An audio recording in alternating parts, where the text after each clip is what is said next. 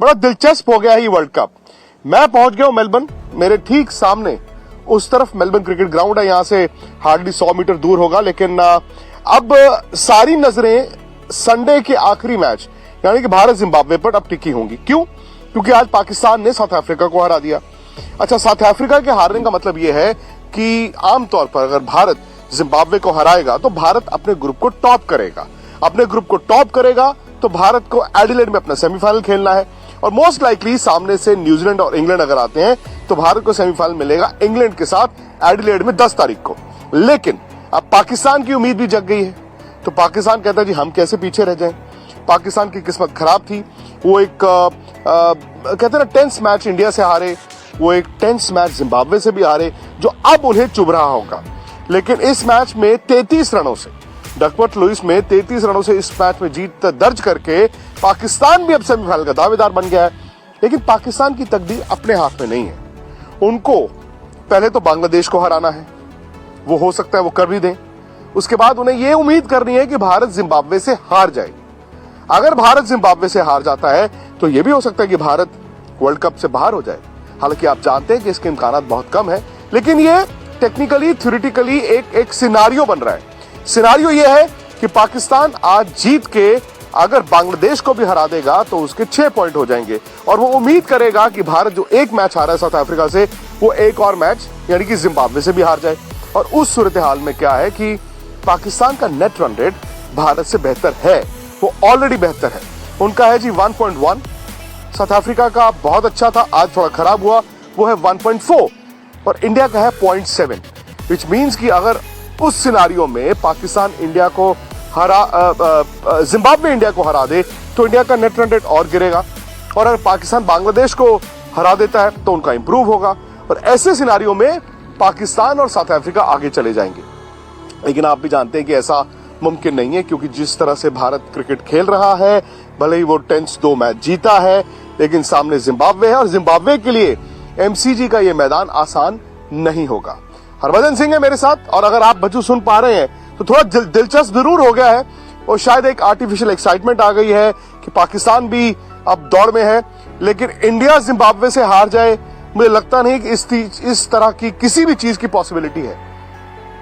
देखिए विक्रांत भाई, ऐसा होना तो नहीं चाहिए, बट क्रिकेट है, कुछ भी पॉसिबल है। देखिए जब 2007 में हम वर्ल्ड कप खेलने गए थे तो हमें लगा था कि हमारी टीम बहुत अच्छी है, हमारी टीम इतनी अच्छी है कि हमें कोई हरा नहीं सकता है। और अब सडनली हम देखते हैं, अपने आप को पाते हैं जिम्बाब्वे ने हमें हरा दिया, और उसके बाद हम कंपटीशन से मतलब आधे बाहर हो गए, और उसके बाद श्रीलंका ने भी हरा दिया, तो फिर पूरे के पूरे बाहर हो गए। और आप नहीं चाहते हो कि कोई भी छोटी टीम जो है वो आपको हराए। देखिए अब कहने को तो ये भी है कि जिम्बाब्वे ने पाकिस्तान को हराया है, और कोई भी टीम किसी को हरा सकती है, किसी भी टीम को। मैं चाहूंगा नहीं कि ऐसा कुछ उलटफेर हो जिससे कि शायद दूसरी टीमों को लगे वो आगे जा सकते हैं और भारत पीछे हो गई है। मैं चाहूंगा कि भारत जिस लिहाज की क्रिकेट खेल रही है, उस लिहाज की क्रिकेट देखते हुए मुझे नहीं लगता ऐसा उलटफेर कुछ होगा। But cricket is a funny game, anything can happen.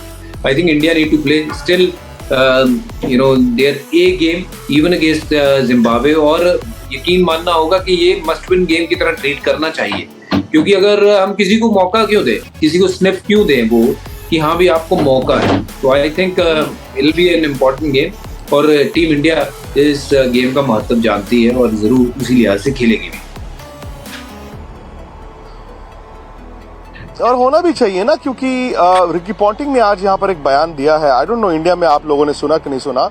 उन्होंने कहा कि इंडिया की टीम अब तक अपने पोटेंशियल पर नहीं खेली है, और उन्होंने कंपैरिजन किया है वो आपकी टीम 2011 की जिसमें आप भी थे, कि वो पूरी वर्ल्ड कप में भारत पोटेंशियल पर नहीं खेला, लेकिन जब मैटर किया सेमीफाइनल फाइनल, उस वक्त भारत का जहाज उड़ा। और कभी कभी होता है ना कि आपको एक बड़ा टूर्नामेंट जीतने के लिए you have to peak at the right moment. हालांकि ये बहुत लंबा टूर्नामेंट नहीं है, बड़ा टूर्नामेंट है, लंबा नहीं है, और आपको किसी भी वक्त, वो कहते हैं, इंतजार नहीं करना कि मैं सही वक्त पर आकर पीक करूंगा। उस दिन राहुल द्रविड़ ने भी कहा ना कि भाई क्रिकेट हमने उस तरह की नहीं खेली है। कल एक तरह से भारत जेल से बचा है। आज वही हालात थे पाकिस्तान और साउथ अफ्रीका के जो कल इंडिया और बांग्लादेश के थे। वही बरसात आती है, वही छोटा टारगेट होता है, वही सामने वाली टीम जिसे एडवांटेज होना चाहिए वो अपने पैर पे कुल्हाड़ी मारता है। लेकिन क्या है हरभजन, अब तक जो भारत की खेल भारत का जो रहा है, एक चैंपियन टीम के अगर आप पैरामीटर से देखते हैं, क्या आप खुश हैं? गुंजाइश है? गुंजाइश तो होती है, लेकिन कहाँ कमियां आपको दिख रही हैं? देखिए, रिकी पॉन्टिंग की बात किसी हद तक ठीक है, बट अगर मैं थोड़ा सा उसको दूसरे पहलू से देखूं तो शायद मेरा नजरिया देखने का कुछ और है कि अगर आप इंडिया पाकिस्तान का वो मैच लीजिए, आप कह रहे हैं कि हमने बेस्ट क्रिकेट नहीं खेली, बट आई थिंक जो बेस्ट पारी इस टूर्नामेंट की आई है वो विराट कोहली की वो पारी है। अब इतना सब हमारी चीजें फेवर में नहीं गई, उसके बावजूद इंडिया वो मैच जीतता है, तो कितनी ये बड़ी छाप इंडिया छोड़ता है इस वर्ल्ड कप में और बाकी टीमों के ऊपर कि इंडिया तब तक हारती नहीं है जब तक आखिरी गेंद हो नहीं जाता है। तो ये कितनी बड़ी बात है अपने आप में कि देखिए इंडिया बेस्ट नहीं खेली पर फिर भी जीती। इंडिया बांग्लादेश पास में आया क्योंकि मैच भी छोटा हो गया, 16 ओवर का मैच हो गया, और 16 ओवर का मैच नहीं होता और लंबा मैच होता तो मुझे लगता है कि शायद ये जो 2 रन का फासला हुआ ये 20 रन का होता। ये मेरी अपनी सोच है।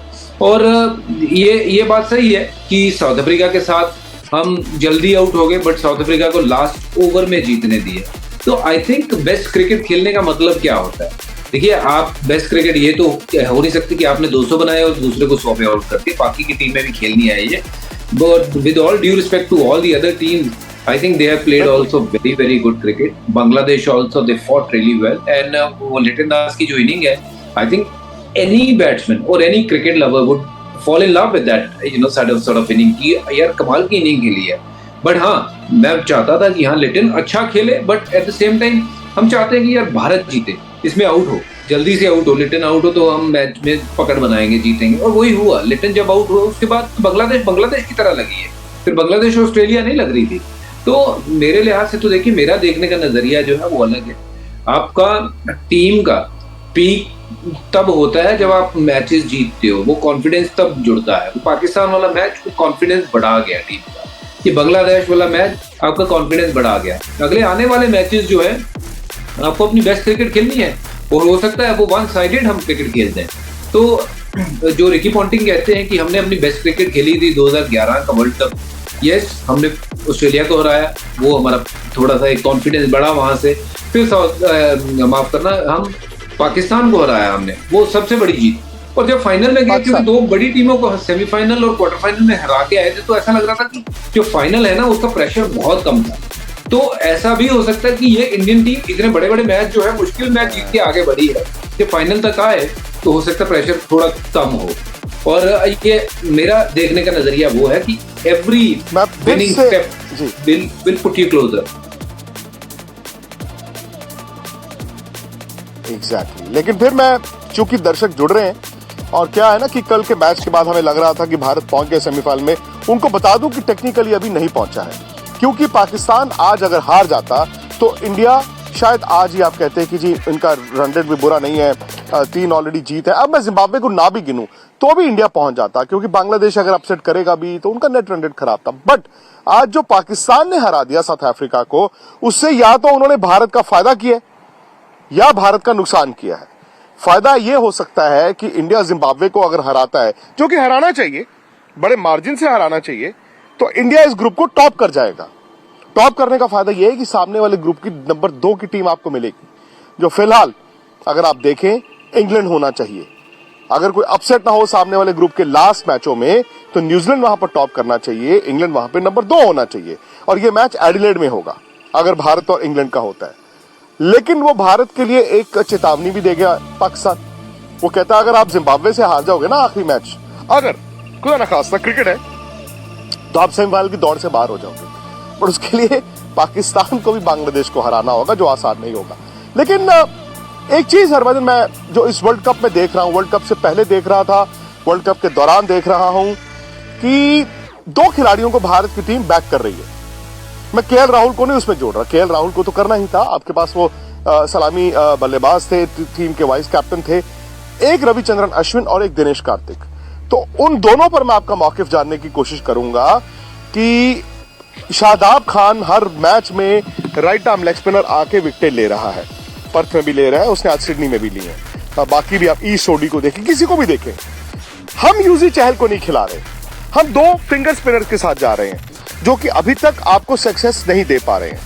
नंबर 2, ऋषभ पंत, बार बार हम बात करते हैं, उन्होंने मौके जाया भी किए, बट क्या end of the road Dinesh Karthik का है, या आपको लगता है कि भारत की टीम अभी भी अश्विन और दिनेश कार्तिक के साथ ही जाएगी आने वाले मैचों में? देखिए, जहां तक दिनेश कार्तिक की बात करें तो दिनेश कार्तिक को मुझे लगता है कि मौके मिलेंगे और उनको इसीलिए चूज किया गया था कि वो विकेट कीपर हैं और अच्छा कर रहे हैं, फिनिशिंग अच्छी कर रहे हैं, अपनी टीम के लिए, आरसीबी के लिए बहुत रन बनाए और उनको वो रोल जो है वो सूट करता था और उसी के चलते उनको टीम में लिया गया। अब उनको लेके अगर खिलाएंगे नहीं तो फिर जस्टिफिकेशन नहीं होगी उनको लेने की। और रही बात, मुझे लगता है कि आर अश्विन की, वहां पे देखिए फिंगर स्पिनर के साथ आप गए हो, या तो आपके आंकड़े हो कि आप 4 ओवर में 24 ही रन दे रहे हो या 22 ही रन दे रहे हो और चलो विकेट कभी कभार नहीं मिलती, लक नहीं होता है, पर ऐसा भी नहीं हुआ।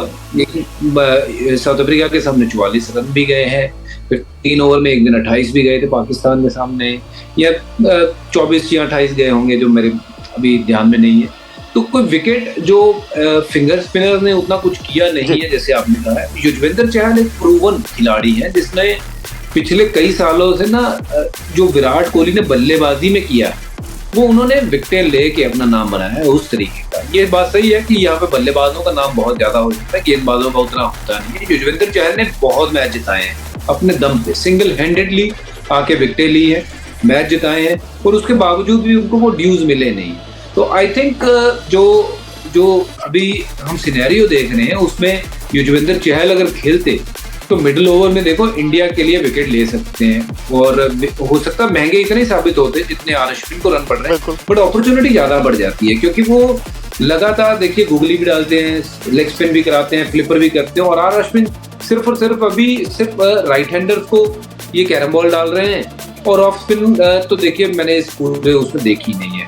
तो with all due respect to his records and everything, मैं ये मानता हूँ कि जब आपके पास विकेटें नहीं लगी होती अपना वो कॉन्फिडेंस भी नहीं होता। ये थोड़ा टीम मैनेजमेंट को देखना चाहिए। अगर मैं इस मैनेजमेंट का पार्ट होता तो मैं युजवेंद्र चहल को बैक करता और उनको खिलाता और उम्मीद करता कि वो विकेटें लेके दे और जो कि वो लेके देंगे। तो आई फील कि युजवेंद्र शुड प्ले।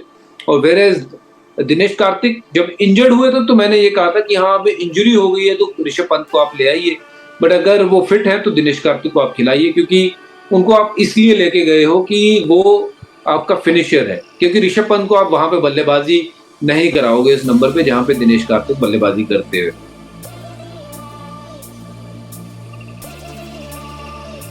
तीन लेकिन फेलियर हो गए दिनेश कार्तिक। देखिए ऐसे कुछ और भी खिलाड़ी हैं जिनके फेलियर हुए हैं बट वो लगातार खेल रहे हैं, बट ठीक है उनका कद काठ ऊंचा है तो इसलिए हम उनके बारे में शायद चर्चा नहीं कर रहे हैं या बात नहीं कर रहे हैं। पर आई थिंक दिनेश कार्तिक जिस तरीके की बल्लेबाजी करते हैं और जिस पोजीशन पे बल्लेबाजी करते हैं वो सबसे मुश्किल काम होता है। देखिए युवराज सिंह ने या फिर महेंद्र सिंह धोनी, जितनी तारीफ करो इन लोगों की कम है। उनके बाद अगर ओवरऑल कोई फिनिशर की तरफ नजर जाती है तो वो हार्दिक पांड्या पे नजर जाती है कि जो मैच फिनिश कर सकता है। और अभी हमें दिनेश कार्तिक मिला है तो थोड़ा सा उसको मौका दे दो क्योंकि बंदे ने बड़ी मेहनत भी करी है, रन भी बना के आया है। तो आप जस्ट 3 मौकों के बाद ये मत सोचिए कि अच्छा वो बस फ्लॉप हो गया, खत्म हो गया कहानी। I think he still have lot in him. तो मौका जो है वो बराबर का सबको होना चाहिए। अगर ऊपर वालों को मौका बराबर का मिलना चाहिए, उनको बैकिंग हो रही है तो फिर नीचे वालों को भी बैकिंग उतनी मिलनी चाहिए। सही बात है। भारत के लिहाज से आप देख लेते हैं ना कि नजर डाल लेते हैं कि जो चेंजिंग सिनारियोज हैं क्या वाकई में भारत की सोच पर उसका कोई असर दिखेगा, क्योंकि मैं इस वक्त मेलबर्न में हूँ, मेरे पीछे आप फेडरेशन स्क्वायर देख रहे हैं, लेकिन ठीक सामने जो मैं देख पा रहा हूँ वो है एमसीजी। इस ब्रिज से नीचे उतरते ही, म्यूजिकल ब्रिज है, नीचे उतरते ही मेलबर्न क्रिकेट ग्राउंड है, दुनिया के सबसे बड़े मैदानों में से एक, ऐतिहासिक मैदानों में से एक। और जिस वर्ल्ड कप के कप्तान ने यहाँ पर 1992 में वर्ल्ड कप उठाया था अपने हाथ में, इमरान खान ने, आज पाकिस्तान में एक रैली में उन पर असैसिनेशन अटेम्प्ट भी हुआ है, वो खबर भी आप आज तक देख रहे हैं। लेकिन सिनारियो क्या है भारत के लिए, क्योंकि अगर इसी मैदान पर 13 तारीख को रोहित शर्मा के हाथ में कप होना चाहिए तो भारत को अभी भी बहुत कुछ करना है। क्या करना है वो देख लेंगे। एक्शन, इमोशन, सस्पेंस, ड्रामा, क्या कुछ नहीं था इस मैच में?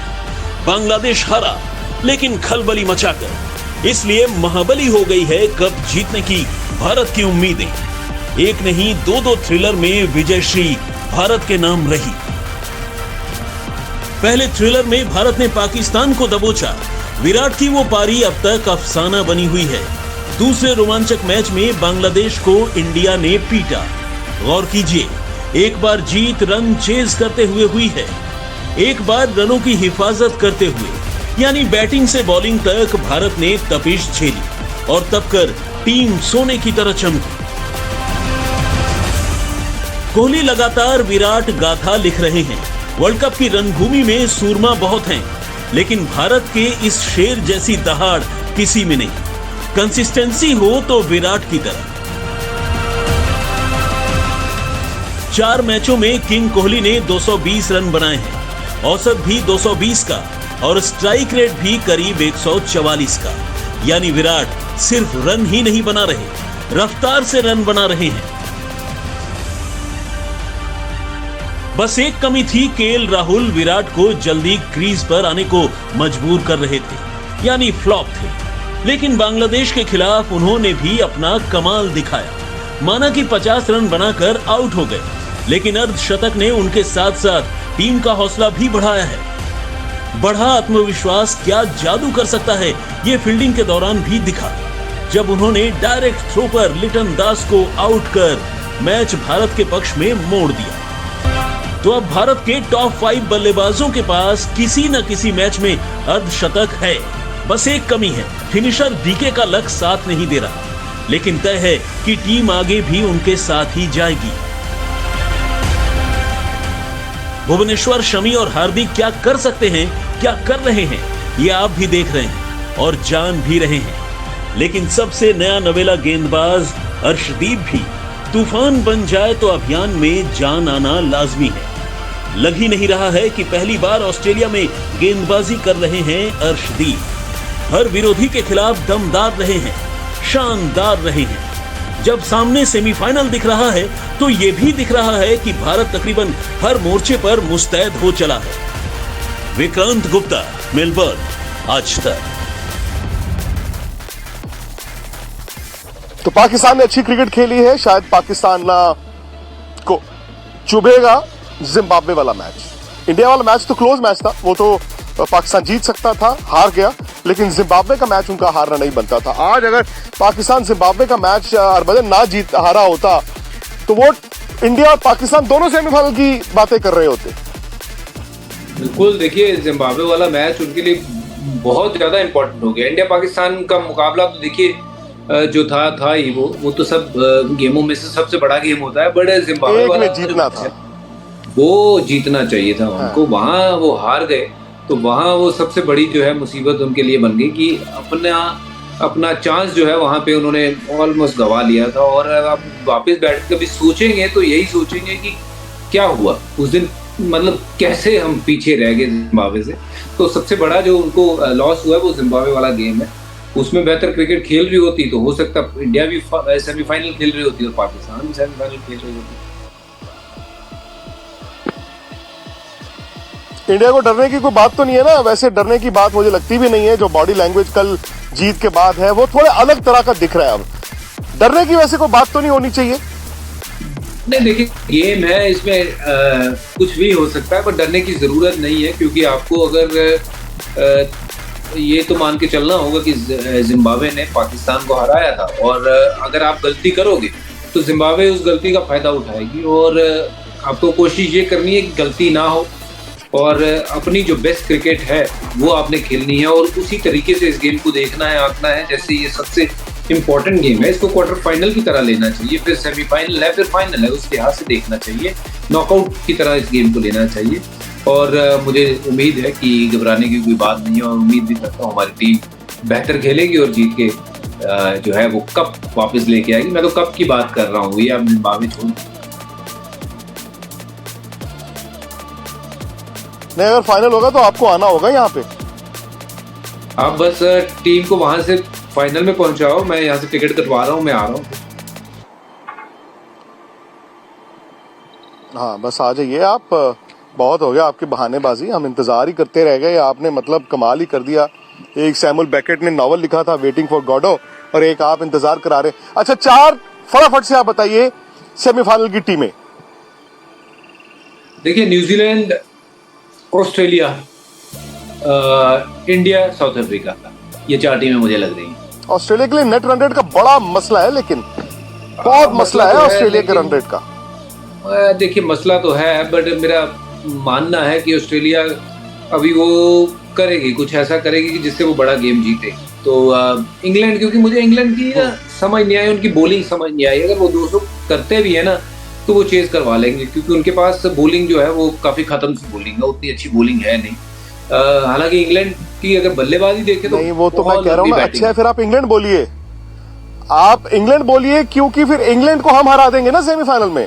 अगर आप टॉप करता है इंडिया, अब इंडिया मोस्ट लाइकली टॉप ही करेगा, तो सामने फिर इंग्लैंड मिलेगा ना। देखिए, मैं तो ये चाहूंगा कि सामने कोई भी मिले, इंडिया जीतना चाहिए, चाहे वो इंग्लैंड हो, ऑस्ट्रेलिया हो। वो आपको पता है, अगर ये पहलू पार करते हैं, कप जीतना है, तो सामने 2 बड़ी अच्छी टीमें आएंगी। इंग्लैंड अच्छी टीम है पर उतना अच्छा खेल नहीं रही है। ऑस्ट्रेलिया एक डेंजरस साइड हो सकती है जो कि अपने घर पे खेल रही है।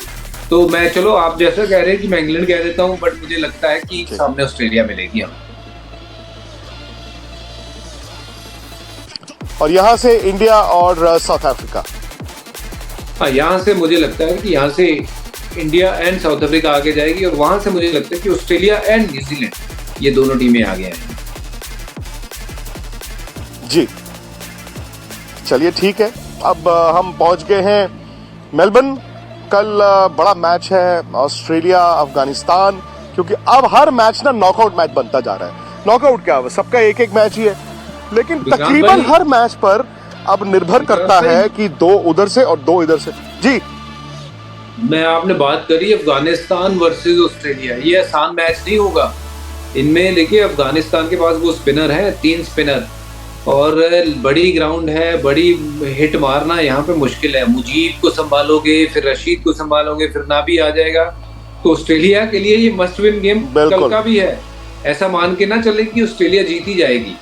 ये मैंने कहा जरूर है कि ऑस्ट्रेलिया आगे जाएगी, बट मैं थोड़ा सा ये भूल गया था, अफगानिस्तान को भी हराना है। अफगानिस्तान भी इतनी आसान टीम नहीं हराना।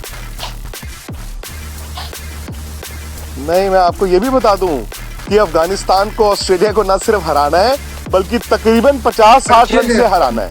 अगर ये 50-60 रन से हराएंगे तो क्यों जी, और उसके बाद ये इंग्लैंड के बराबर आएंगे नेट रन रेट पर। इंग्लैंड का लास्ट मैच श्रीलंका के साथ है।